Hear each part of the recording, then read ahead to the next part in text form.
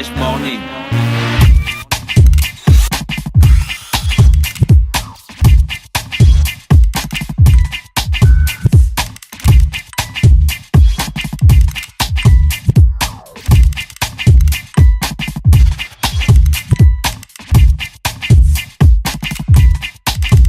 UrbanFM.fm 7 décembre 2010, 7 décembre 2017, Urban FM a 7 ans. À cette occasion, l'Institut français et Urban FM présentent le Live by Urban spécial Urban Birthday Show. Un grand concert avec en tête d'affiche PGMFK. Le 16 décembre 2017 à 19h30 pour un droit d'entrée de 5 000 francs CFA.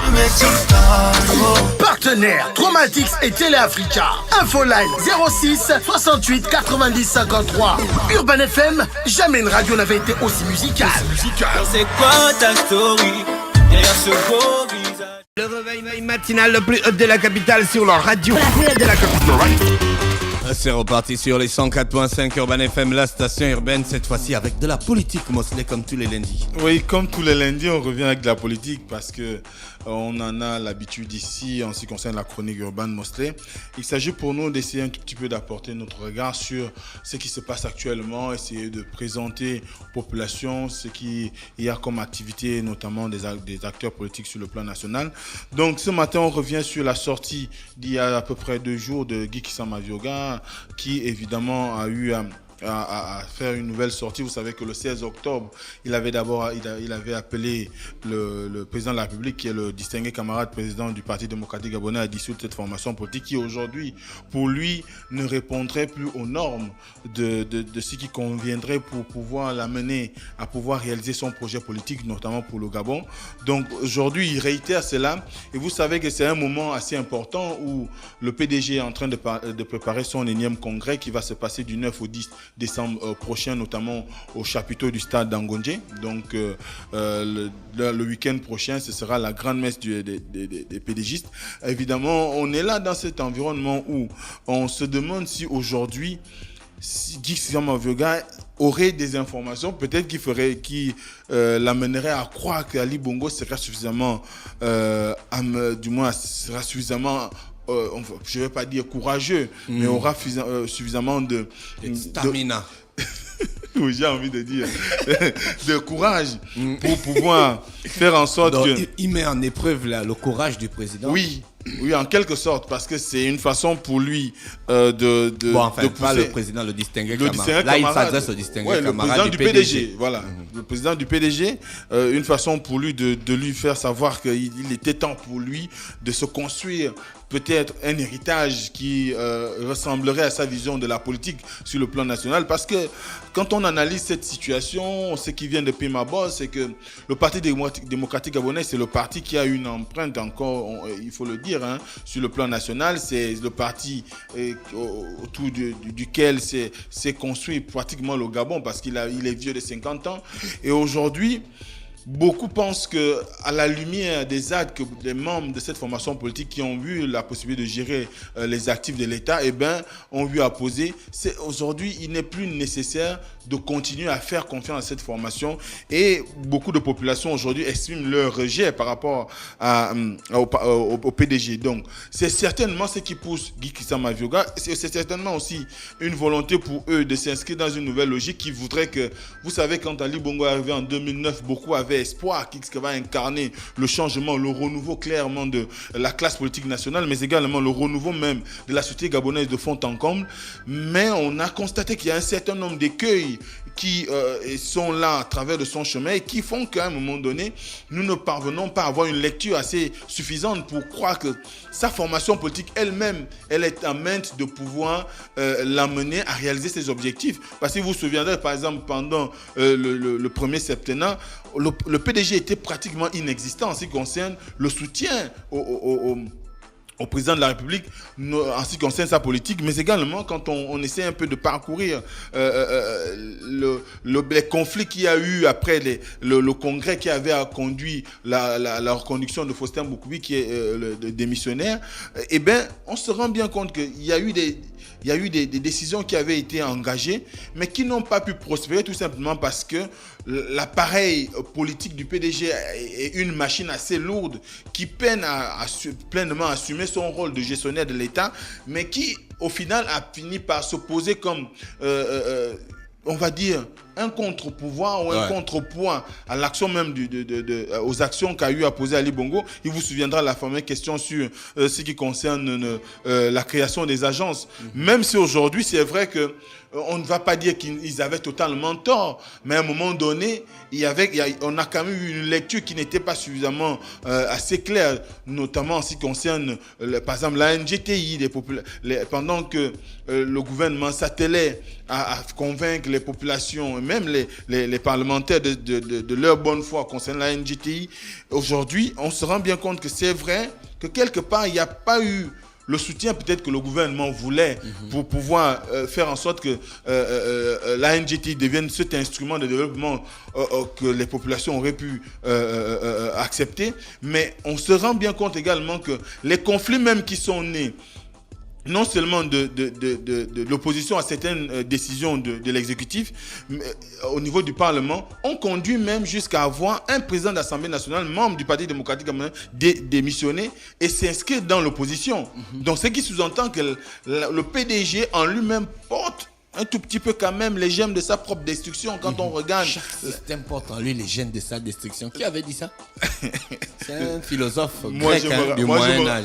Moi, je me rappelle juste que ce sont des profs d'histoire qui me disaient cela lorsque j'étais dans les classes de 3e, terminale, en ce qui concerne les guerres mondiales. Et ils disaient bien que c'est le conflit, notamment la deuxième, notamment en ce qui concerne par exemple la chute de l'Union soviétique.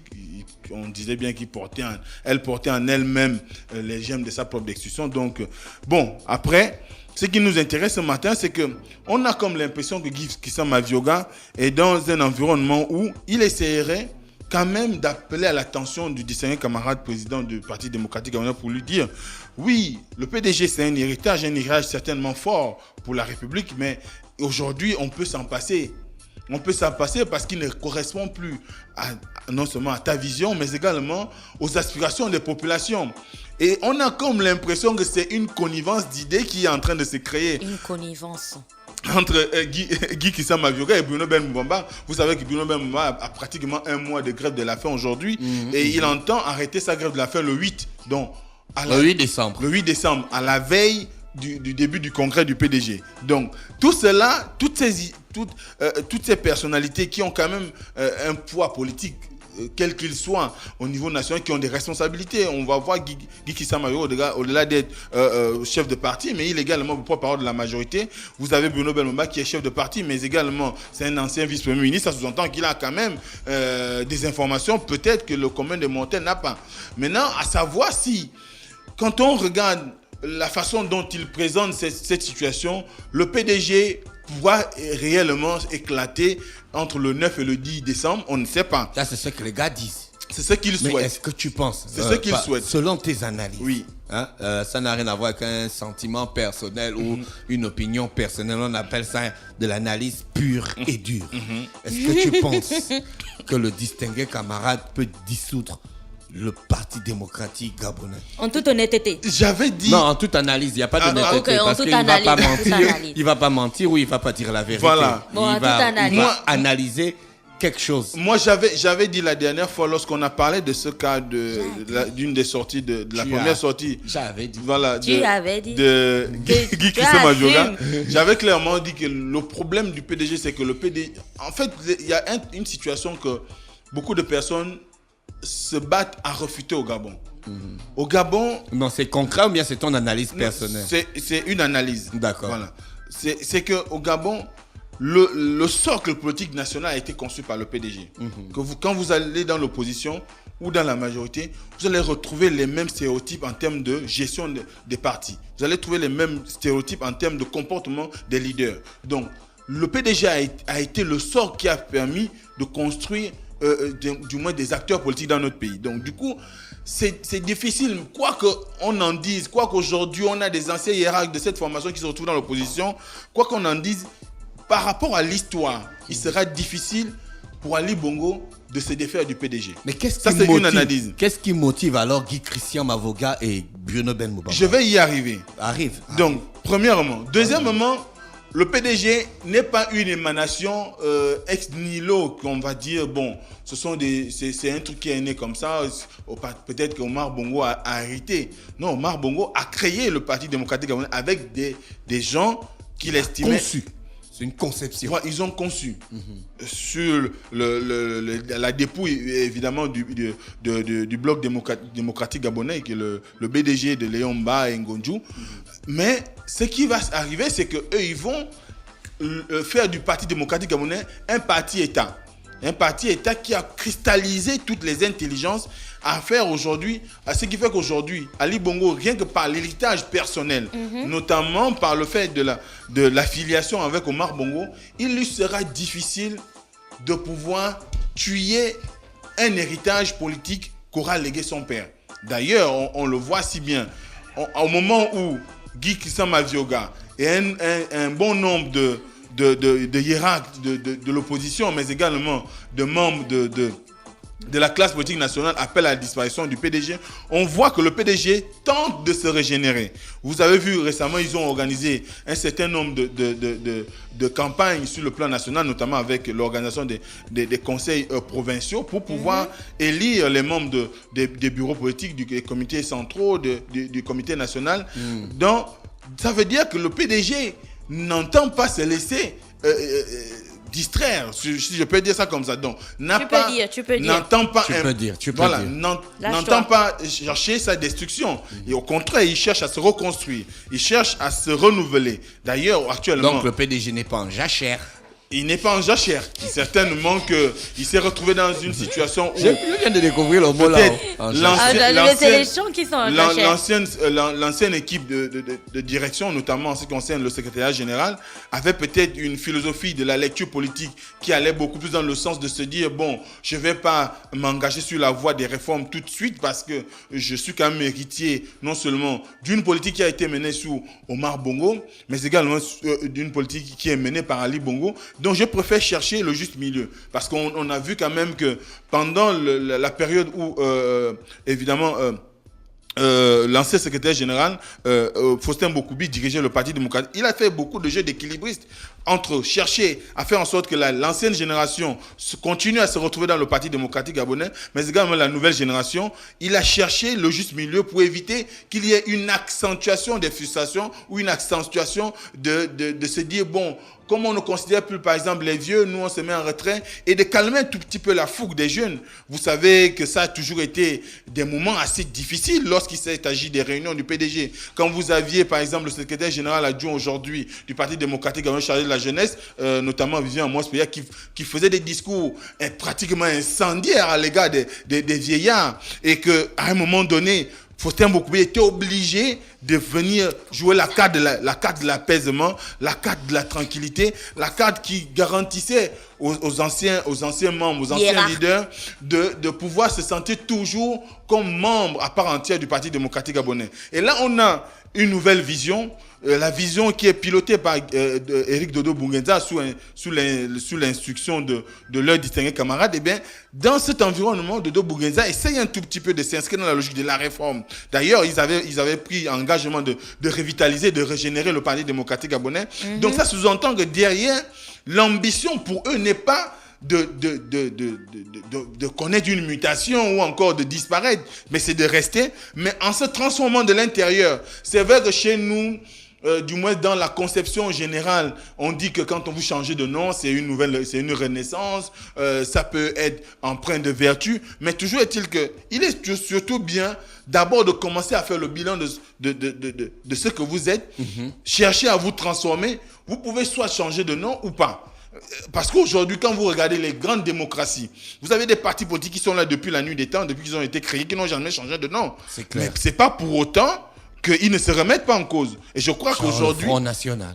Genre le Front National, ou encore, vous avez par exemple le parti démocrate aux États-Unis, vous avez les républicains aux États-Unis. Je crois que depuis la création de ces formations-là, ont gardé les mêmes noms. Vous avez le Parti socialiste, qui est toujours là en France. Ouais. Donc, à ce moment-là, il faut juste chercher à se donner une ligne de direction. C'est comme je le disais la dernière fois, que le problème du Parti démocratique gabonais, c'est d'abord parce qu'il manque d'une idéologie politique crédible. Les gens n'arrivent pas à lire à travers une idéologie. Donc, ce qui fait qu'aujourd'hui, quand on voit tous ces mouvements, notamment les conseils provinciaux qu'il y a eu, c'est une expression de la part du PDG pour dire à Guy Christian Mavioga, pour dire à Bruno Benmumba, pour dire à un certain nombre d'acteurs qui souhaitent la mort de leur formation politique, et même les complotistes de l'intérieur, parce que j'ai eu à discuter avec un certain nombre de militants du Parti démocratique qui estiment que les adversaires du Parti démocratique ne sont pas seulement dans l'opposition ou extérieurs à l'opposition ou dans la majorité, ils sont à l'intérieur même de l'opposition du parti. Donc ce qui fait qu'à un moment donné, et ça se comprend, vous avez des gens qui pendant des années ont été dans l'opposition et qui, lorsqu'Ali Bongo est arrivé au pouvoir, leur a fait confiance, il les a appelés à ses côtés, et qui, à un moment donné, donne l'impression aux anciens militants que eux, ils sont là pour la destruction, au lieu de faire en sorte que le Parti démocratique devienne réellement un parti de gouvernement, un parti qui se soucie des besoins des populations, qui prend en compte... Là, c'est bon. Donc, mais à ce moment-là... Dans le fond, est-ce que Guy Christian Mavioga, il peut arriver à atteindre ses objectifs? Dans le fond, je pense que c'est... Sur le plan de l'analyse. Est-ce que tu penses que son message va arriver aux oreilles sur le plan du président de la République? Son message est arrivé, et puis je crois que le président, s'il ne lit pas la presse lui-même, il a des gens qui lui font des comptes rendus de presse. Donc à un moment donné, il a forcément l'information. Surtout si c'est une déclaration qui vient quand même du porte-parole de la majorité, il ne faut pas l'oublier. Ça sous-entend que c'est le porte-parole de sa galaxie politique. Donc à un moment donné, le président est forcément informé. Galaxie politique. Tu as des expressions astrales. On a l'impression d'être dans le le petit robot. Donc maintenant, le truc, c'est il faut savoir si le président de la République, et qui est président du Parti démocratique gabonais, en tant que président du Parti démocratique gabonais, est-ce qu'il est prêt à pouvoir sacrifier l'héritage de son père? Parce qu'il ne faut pas l'oublier. Non, on parle de la politique, là, on ne parle pas du père. Oui, mais c'est la formation dont son père a été le principal fondateur. Mais son père était le distingué camarade à ce moment. Voilà. Il n'était pas son père. Est-ce qu'Omar Bongo était distingué camarade? Il était le grand camarade. Il était le distingué camarade du parti. Non, il n'était pas distingué, il était le grand camarade. Ah bon? Oui. Non, distingué, il change. Distingué, c'est nouveau depuis 2009. Excusez-moi. Voilà. Il était le grand camarade. Voilà, le grand camarade. Lui, c'était le grand camarade. Voilà. Donc, ne confonds pas le grand camarade de distingué camarade. Donc, il était le grand camarade de la formation. Est-ce que Ali Bongo est prêt à mettre en mal cet héritage? Sans oublier que... Qu'est-ce qu'en pense Guy Christian Mavioga? Est-ce qu'il est sûr de sa stratégie? Ce que Guy Christian Mavioga dit, c'est que aujourd'hui, le PDG s'inscrit dans une logique où il ne peut pas permettre au chef de l'État d'arriver aux dessins qui sont les siens. Donc, il veut faire croire aux Gabonais que le problème de la stratégie de développement du président, c'est le PDG. Oui. Guy Christian Mavioga, il est sûr de ça. Mais il est sûr et peut-être que les faits lui donnent un tout petit peu raison. Quel fait? D'ailleurs, dans son point de presse, du moins lors de sa conférence de presse, il a signalé que le gouvernement Issouzou Ngondé II, quand on le voit, c'est le gouvernement le plus inactif qu'on n'ait jamais connu depuis 2009. C'est ce que Guy Christian Mavioga dit. Ben, c'est ce qu'il cherche les problèmes. Comment a-t-il pu dire une chose pareille? C'est ce qui se constate. C'est pas ce qu'il a dit textuellement, mais c'est ce qu'on constate. Parce que quand on regarde un tout petit peu les actions menées par ce gouvernement, on peut vous prendre un cas simple. On dit on lutte contre la vie chère. De l'autre côté, on met en place des taxes et des impôts. On augmente les prix du carburant alors qu'on sait qu'il y a un problème de transport en commun dans Libreville ou à travers le Gabon. À ce moment-là, on se demande si on est vraiment engagé sur le plan de faire en sorte que le coût de la vie soit amoindri au niveau de notre pays. Quelles sont les prochaines étapes de sa stratégie? Les prochaines étapes, il ne les a pas dévoilées, mais ce qui est sûr, c'est que... S'il se limite à des discours... De ces discours, certainement que... Il sera invité comme parti allié lors du congrès du PDG. On verra. Mais souvent le PDG invite les partis. Voilà, certainement qu'il aura droit à la parole. Maintenant, attendons de voir si le carême de Bruno Benmumba aura porté ses fruits, mais également les discours qu'on qualifie par... Le parti de Bruno Benmumba fait partie aussi de la majorité. Non, ils sont dans l'opposition, sauf que Bruno Benmumba reste en intelligence avec Ali Bongo Ondimba comme il essaie de le réclamer. Donc, ça c'est lui qui dit ça. Oui, le président n'a jamais dit qu'il était en intelligence avec Bruno Benmumba. Lui dit, leur relation reste intacte. Donc ça veut dire qu'ils sont toujours de connivence, ils ont des centres d'intérêt communs en ce qui concerne la gestion de l'État ou encore la conception politique de l'avenir du Gabon d'après. D'accord. Donc, évidemment, on est là dans cet environnement où... Il a quand même arrêté de courir. Il a arrêté de courir, même si on ne l'a pas vu au marathon, comme disait certains. Ça, c'est pour rigoler. Ça, c'est pour rigoler, s'il vous plaît. Donc son carême prendra... En même temps, ça peut être très compliqué, très dangereux de courir quand on ne mange pas. Ouais. Il s'est abstenu. Donc, évidemment, le 8, il va mettre fin à sa grève à son carême. Et on a Guy Kissama Yoga qui a fait une sortie. On espère tout simplement que peut-être Ali Bongo a compris leurs appels et qu'il répondra favorablement. Mais encore une fois, on met quand même entre guillemets l'éventualité d'une possible disparition, même d'une mutation du PDG, en ce qui concerne peut-être le changement de nom. Peut-être que ce n'est pas à l'ordre du jour. Et d'ailleurs, Ali Bongo lui-même a quand même prononcé à certains endroits que le PDG est là et il demeure là. D'accord. Donc, à ce moment-là, est-ce qu'il va entendre l'appel? Est-ce qu'il n'a pas besoin de l'appareil politique du PDG? Surtout qu'on a quelques mois de législative. Est-ce qu'il est prêt à se défaire de cette machine politique? Parce qu'on sait que peu importe le mouvement qui se fera au PDG, certains partiront.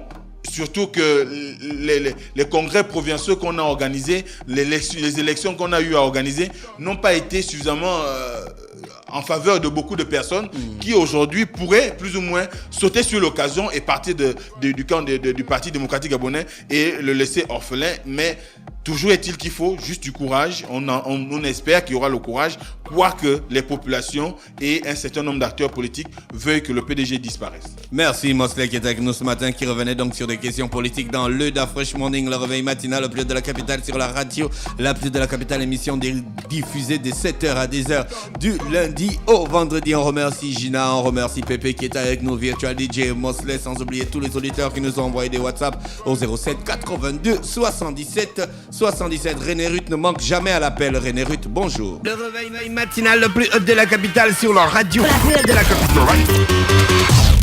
Du lundi au vendredi, de 7h à 10h, reçoit 104,5 tonnes de musique dans le Da Fresh Morning. 7 décembre 2010, 7 décembre 2017, Urban FM a 7 ans. 7 ans. À cette occasion, l'Institut français et Urban FM présentent le Live by Urban spécial Urban Birthday Show. Un grand concert avec en tête d'affiche PGMFK. Le 16 décembre 2017 à 19h30 pour un droit d'entrée de 5 000 francs CFA. Partenaires Traumatics et Téléafrica. Infoline 06 68 90 53. Urban FM, jamais une radio n'avait été aussi musicale. C'est quoi ta story derrière ce beau visage? Urban FM. Découvrez et apprenez Urban FM. C'est la première radio urbaine au Gabon. Urban FM, c'est aussi une équipe de jeunes dynamiques à votre écoute pour vous satisfaire. La recherche d'une qualité de son parfaite, de nouvelles techniques de communication. Urban FM, c'est une nouvelle manière de voir et de faire de la radio.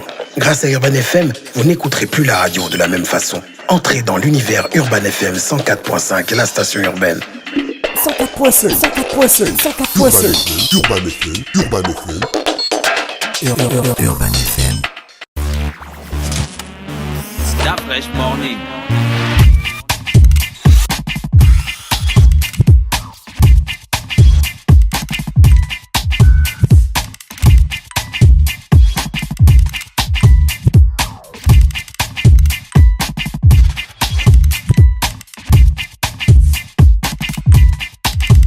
UrbanFM.fm